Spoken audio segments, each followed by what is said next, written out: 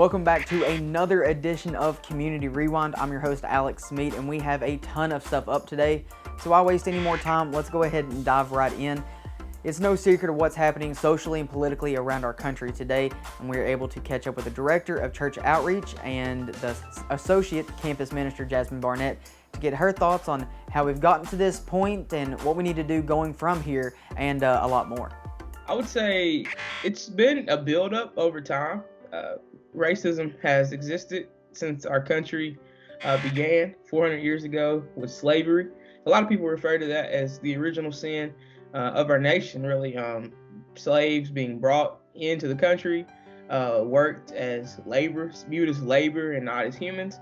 And from there, you go into Emancipation Proclamation by Abraham Lincoln, free the slaves, but it didn't really grant all human rights because you go into the Jim Crow era, Civil Rights Movement, Dr. King and others who really pressed for equal rights for African Americans. And so lynching was a big deal. If you ever want to learn about the lynching history of America, I highly recommend James Cone. I read a lot of his books recently after learning about him and his theology.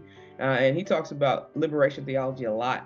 But I really believe we have a strong history of our country just oppressing African Americans. And so the Civil Rights Movement happens, the Civil Rights Act is passed, segregation ends, but there are other forms of racism that are still institutionalized. A lot of people refer to it as systematic racism, a lot of ways that African Americans don't have equal opportunity as other people. And so over time, you just can see that continual, gradual build up and a lot of frustration existing within African Americans as you have to deal with these things. And in the 90s even, you see issues with policing. Rodney King was one of the first incidents. And so from there, there have been many incidents. In my lifetime, one of the first ones that I remember outside of Rodney King, I was very young, was Trayvon Martin. Trayvon Martin was gunned down by Neighborhood Watch, and the guy got off. And so there's been so many instances after him, Tamir Rice, Philando Castile, so many others. I could go on, Mike Brown, Sandra Bland, and we got to a point where there was no justice in those cases. And now we get to 2020, and Ahmaud Arbery's gunned down in Georgia. And then we have Breonna Taylor in our own state, in Louisville, Kentucky, who is gunned down by police. And then you have George Floyd, a video that's gone viral that is very hard to deny what's happening in that video. So many times before in other incidents, we don't know the whole story. We don't know the full thing. We don't know why people retaliated. But it's been very clear, I think, in the last three that they've been racially motivated and they've been wrong. They've been outright murdered. So I think over time, just the continued system of oppression is how we got to where we are right now in the state of our country and with racism. And I think that we may be at a healthy, very healthy point to change things and move forward. Black Lives Matter movement has been around since 2012, shortly after Trayvon Martin incident. And so a lot of people get confused when we say that, when we say Black Lives Matter. But I have recently heard two analogies that really speak to me, and it made it much more clear for me to explain to others. While I knew what we meant when we said that, I now have a way to explain it better. And so the first one would be, if you think about a neighborhood and you see a house fire and you call in the fire department to come put the fire out, it would make no sense for them to go put water on every house in the neighborhood when only one house is on fire. And so that's kind of what we say when Black Lives Matter. Right now, we feel as though we are facing the oppression. Our house is on fire, and we're crying out for help, and we need other people to come put the water on the house to bring the fire down. It's us right now. It could be anybody else tomorrow or the next day. If you remember issues on the immigration issues with Hispanic people that were happening at the beginning of Trump administration, their house was on fire. DACA being dismantled by Supreme Court, their house was on fire. And so we have to think about those things a whole lot when we think about oppression and who's being oppressed. And right now, it is African Americans, Black people. And so that's one way I like to explain it. And then you can take it to scripture when you talk about Jesus leaving the 99 for the one. all the other 99 sheep matter. We realize that 99 other people matter. Every other race matters. But right now, that one sheep is lost. That one sheep is struggling, and it needs the shepherd to pull it in. And so that's when I think about Black Lives Matter. That's what I think about. I fully understand that some people may not grasp that and may choose not to grasp it. But I'm asking that people, maybe you don't agree with all parts of it, but in this time, just try to have compassion. Try to have compassion for people that are hurting, a group of people that are hurting. African Americans were hurting. It's very difficult to think about George Floyd watching that video. That could be my father, that could be my brother, it could be my uncle, my nephew, my cousin. It could have been a number of people. It could have been me. So I ask a lot of people to think about that. If you have an African American friend who's a male, put his face on George Floyd, and if that doesn't give you a little bit of compassion or change your heart about the issue, we have a greater problem at hand. And so that's what the Black Lives Matter movement is about. It's really about bringing awareness to the issues that have been there. And so we're at a point now where we have to ask ourselves, where do we go from here? What's next? And I think what is next is for people to have the heart of compassion that I talked about, and to join in and to speak out. Now more than ever, you see a lot of Christians specifically who are standing up and speaking out for injustice. And justice, the gospel message of social justice, is throughout the scriptures. You can go back to the Old Testament and look in Amos. You can look at Jesus as he confronts the Jew and the Gentile issue. Paul even does it in the Pauline text. And so justice is what is the mission of a Christian. And so I want to challenge believers. If you believe in Jesus Christ, you call yourself a Christian, to denounce racism.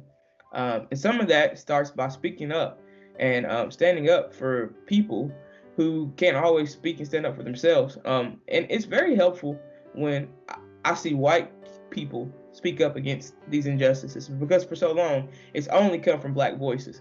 And so I think what's been so powerful as of recently is that more white voices are speaking up and speaking out against what's happening. And that's where you're really going to see the change, and you're really going to see people, their perspectives start to shift. And it reminds me, I was recently able to go to Selma, Alabama, and see the Edmund Pettus Bridge, and go to the places where Dr. King reached out to people and he talked to people.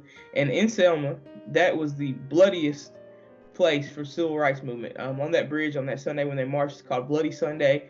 They were beaten, bruised, battered. It was terrible. The nation saw it. And so right there, other people in the nation, their hearts started to connect what was going on.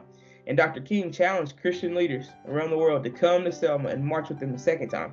And when that happened, when you see all races, all religions, all people standing together united, that really spoke volumes, especially to the government, the president at the time. He went on to sign the Voting Rights Act at that point. And so I think when we come together and we're united, and we do it on the basis of humanity, on the basis of your Christian belief, I really think that's when real change comes. And so I've been really challenging pastors, if you're a Christian at all, period, but specifically if you're a pastor in a leadership role, and you have influence, to really speak out and use your voice to make change, positive change, to be on the right side of history. I've thought about it a little bit, because I've always loved the civil rights movement. I've always loved Dr. King, and reading and learning about it. I've read numerous books, and I always wondered, what would I do if I were in that position then? If I grew up in the 1960s, would I protest? Would I march? Would I speak out? And I've always questioned myself, would I have been there? Would I have been tear gassed? Would I have been beaten, called names, ridiculed? And now I'm in a position where I can speak out. It's just a different type of injustice that we're going through now. And so, it crossed my mind. I was like, man, I would have liked to march with them. But it's crazy. I never thought that I'd be able to in 2020 to speak out. I didn't think we'd be at this point still. But it's really nice to see the foundation that was laid by that group of people, and just giving me a voice and a platform now to be able to speak.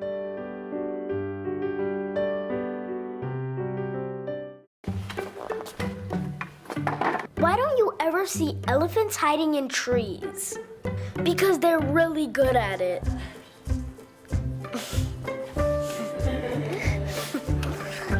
Yeah, I get it. The American Red Cross urgently needs blood and platelet donations and asks all healthy donors to schedule an appointment to give now. With the coronavirus outbreak, It is important to maintain a sufficient blood supply. Your blood donation is critical and can help save lives. Please, schedule an appointment today. Download the Blood Donor app, visit redcrossblood.org, or call 1-800-RED-CROSS today. You can make a difference.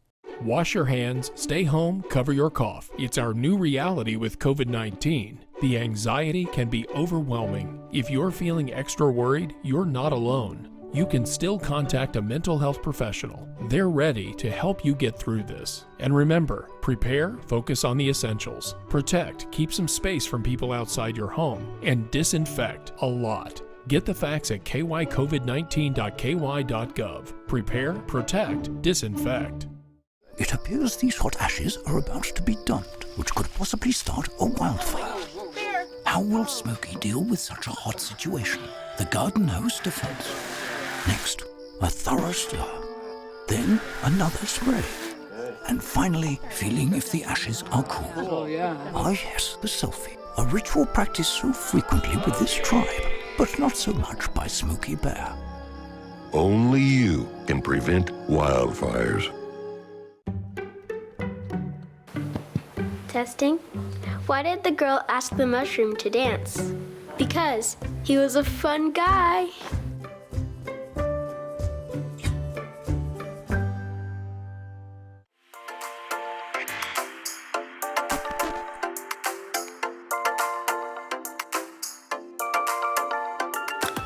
Welcome back to Community Rewind. Still a lot to come today, but up first, we need to talk to the person who headed up the project of Monday night's panel discussion here at Campbellsville University, the Director of Diversity and Community, Dr. Carrie Ruiz. We're able to catch up with her to figure out how Monday night's discussion worked and figure out what the Learning to Live Together community is doing for the future.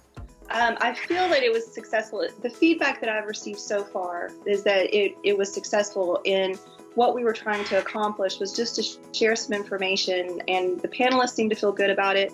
I've heard a few positive comments.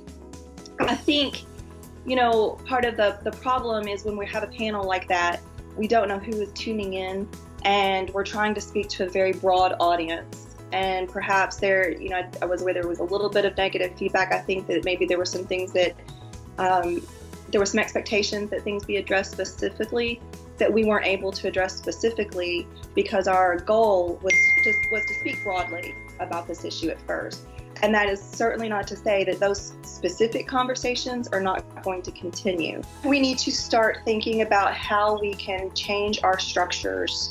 A lot of conversation is around policing, and that is a good conversation to have. However, we also need to think about our educational system. How we can build that up. We need to think about our neighborhoods, and we need to think about community development and encouraging small business more in certain neighborhoods where jobs are not plentiful. So how can we build these structures? How can we change it systemically? And that is going to take a lot of effort in many different areas in our nation. The Learning to Live Together Committee began in the spring of 2017. And I was not part of that initial committee. I was a new professor. That was my second semester on campus. And so it started in an effort to get faculty and staff around a table to start looking at gaps that perhaps that there were on campus. For the past 2 years, we have put together more things with the dialogue on race. And I do want to give credit. Most people, I think don't understand that the dialogue on race has been in place at CU and in Campbellsville for over 20 years. This has been amazing, and that's remarkable. And I think Campbellsville needs to be proud of that they've had that. So, and we've continued that dialogue. We've added other things to the dialogue, including, as I mentioned on the stage last night, a push to encourage faculty to integrate into their courses a very specific section where they talk about racial contributions or racial issues within their discipline. We also last year began a new program called the First Generation Scholar Mentor Program, where we go to we approach seniors and juniors at Campbellsville who are first generation students and asked them to mentor incoming freshmen who are also first generation, because we recognize, one, that we have a lot of first generation students on our campus. And as a first gen student myself, that presents a whole set of obstacles oftentimes for students where, students whose parents have gone through college before understand how the structure works. But first gen students sometimes don't understand some of those nuances. So we want to help students navigate that. And again, that comes with a small scholarship for the juniors and seniors who participate, funded by the administration. And so, we've also implemented a diversity and community minor now. And this is an interdisciplinary minor that students can take classes from various disciplines on campus. And then we have 2 core courses that anchor the minor.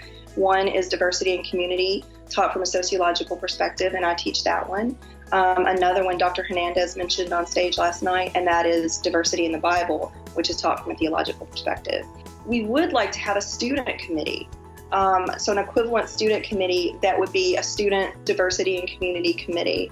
So we'd have some student leadership where students could speak to other students about where those gaps are that we need to fill. And because we don't know what we don't know, and that's a problem, is because this is a fairly new organization, we're still trying to figure out where we need to fill those needs. I'm really encouraged right now because I have a lot of faculty and staff who have reached out to me asking what they can do now.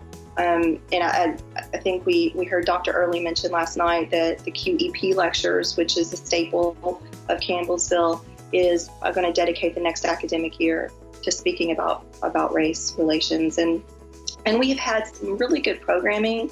I would like to encourage students and faculty and staff to, for example, we had Chris Singleton come last fall during the dialogue on race. And Chris Singleton is a man whose mother was one of the Charleston, South Carolina shooting victims. So his mother was at that church. And he goes and he speaks about his experience that day. He speaks about racial reconciliation. It was a phenomenal lecture. We are still at the beginning stages. We do want to build it into a bigger thing. But I think I would encourage people not to let their frustration shut down the conversation or to shut down the progress. Because after this conversation dies down, we still need to be doing the work. We still need to continue to do the work, and not stop.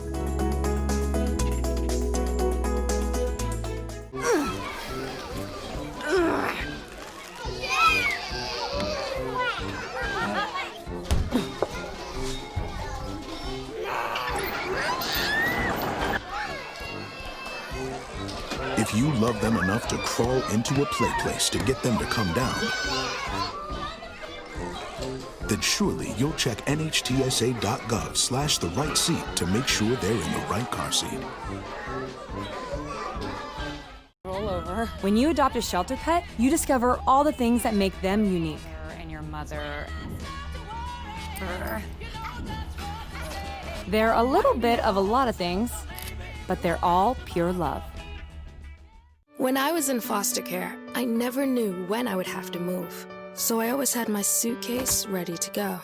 Then one day, I was adopted. My new parents opened their hearts and home to me. My parents cook my favorite breakfast for me every morning. My parents take me on trips I never thought I would go on. They gave me a home and an even better reason to use that suitcase. My parents aren't perfect, but they're perfect for me.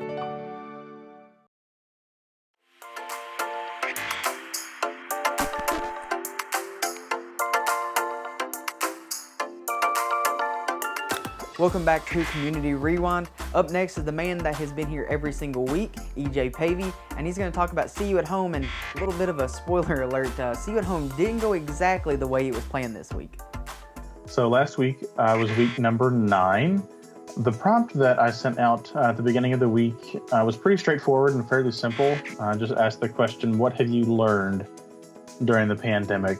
Really just trying to get a gauge on how people are spending their time. Are they taking up a new hobby, or have they learned something about themselves in terms of their resolve or resiliency? So that was the question that I sent out at the start of the week, was just, what have you learned?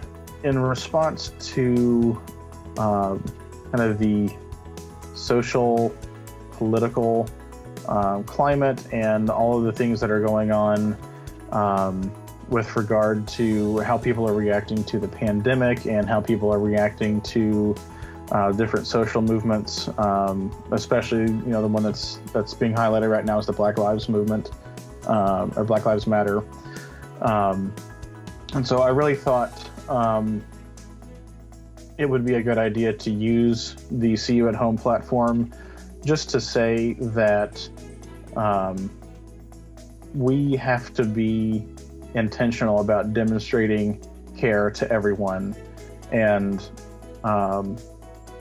yes, we have identities in different social or cultural climates, but above all of those things, we have an identity in Christ that we ought to be hyper focused on, especially in this time. And so it's a time when people are looking to Christians to see how they're going to react. And so I thought maybe, this might be a unifying message to be able to send out to share with the university family, and not necessarily speaking on behalf of the university, but just kind of speaking from my own heart to colleagues and peers at the university. So if you're interested in participating in the CU at Home, you can just check your email. Every Monday I'll send out a prompt, so that should be coming to your CU employee email. If you are interested in sending in something for that, you can just reply to that email directly or send me a different email. As long as you get that into me by Thursday of whatever the week it is, it'll make it into the post for that Friday. There was an old woman who lived in a shoe. She had so many children, she didn't know what to do.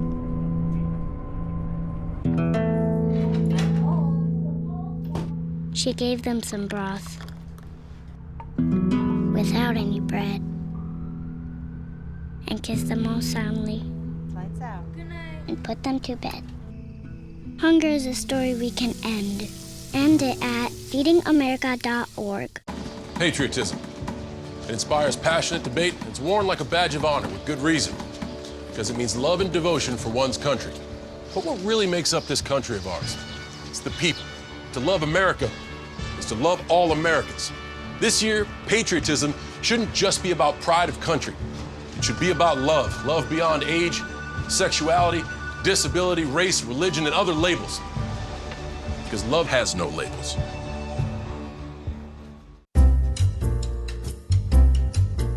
What's up, guys? I'm Don Smith, and this is What's Cooking Neighbors. So join me every Friday right here on WLCU, where I'll take your taste buds on a culinary journey.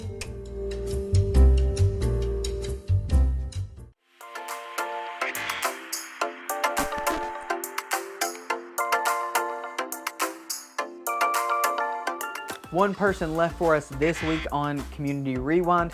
I like to think that my at-home haircut and my quarantine beard looks pretty good. Well, my haircut did look good a couple weeks ago.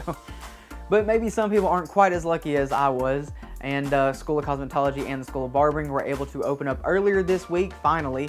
And we're able to catch up with the director of the School of Cosmetology and Barbering, Amanda Root, to get her thoughts on how things have gone so far. What did the teaching look like during the pandemic, since they weren't able to get hands-on, and how things might look a little bit different at your next haircut. The pandemic occurred, in the middle of our curriculum, and we were concerned that we would have to halt classes and then start back up, when we were able to. But fortunately, both of our state boards were governed by a state board. And so both the State Board of Cosmetology and the State Board of Barbering allowed us to pick up with an online curriculum. A large part of our curriculum is theory. And so during the face-to-face instruction, we do an hour of theory every morning, both cosmetology and barbering. So we tried to do as many theory hours as we could with the online curriculum because this is a touch industry and a face-to-face, hands-on, class. So we did as many theory hours as we could, and then of course we could incorporate mannequin work, which are those heads, that you see in the salons. So no real people stuff, of course, but we were able to do some demonstrations, mannequin work, and mostly some theory, which encompasses anatomy, physiology.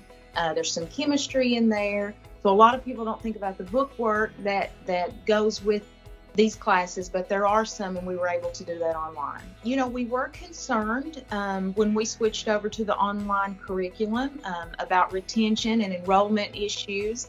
But I'm very happy to announce that our students did stay. They chose to stay. It was a good time, I think, to reflect on, is this really what I want to do? But we were fortunate in finding that, yes, our students do want to do this. And so enrollment has not lacked either. We're still getting applicants in for both cosmetology and barbering. And actually, I think for the month of April, we doubled enrollment. It's just people realizing too, I think, how valuable their barber is, how valuable their hairstylist is. And so that really reiterated, the value of having this kind of career. So we have 7 locations, and within those 7 locations, we actually have 11 programs running. So you have main campus, that's Campbellsville, that has cosmetology and barbering. You have Harrodsburg, that has cosmetology and barbering. Somerset has cosmetology and barbering. And then Cosmo only is Liberty and Louisville. And then Hodgenville, we have a high school program there too that's running. And then we have a barbering program that just opened in Albany, Kentucky. So 7 locations, 11 programs, and a whole lot going on. Things will look a little different. We have a large clientele location-wide, so people have been calling, messaging. Of course, this quarantine time, there's a lot of quarantine cuts and a lot of maybe some home mishaps from our clients, and that's completely understandable. We have a lot of grace for that. But so tomorrow we will reopen and we will take clients by appointment only. We are following not only CDC guidelines, but our state board guidelines. So when you come, there'll be a sign on the door and there'll be a number there for you to call. So when you call that, you say, hey, and state your name. I'm here for my appointment. You will wait in your car. We will come get you. And from there, we will take your temperature and we'll do like a little wellness checklist. We will all have masks on, we will all have gloves on, and we are requiring our clients to wear masks as well. Just another point that you will see things that will look different to you is we will have all of our stations set up to accommodate the 6 feet of social distancing. So I just want to assure the public, assure our clientele, we've missed you and we've worked very, very hard. Get everything set up so you can stay safe and you can stay well during your visit with us.